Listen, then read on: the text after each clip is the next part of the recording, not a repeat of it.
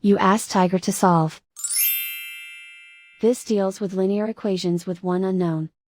The final result is x equals 1008/59. Let's solve it step by step. Simplify the expression. Expand the parentheses.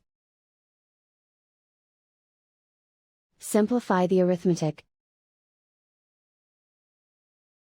Group all x terms on the left side of the equation. Add 7x to both sides. Group the coefficients.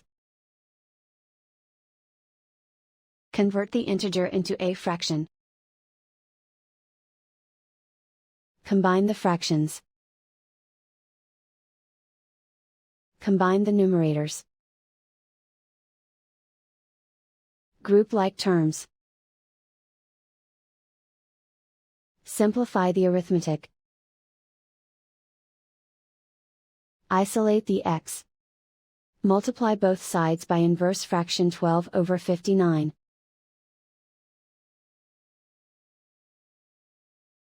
Group like terms. Multiply the coefficients. Simplify the fraction. Multiply the fractions. Simplify the arithmetic. And so the final result is x equals 1008/59.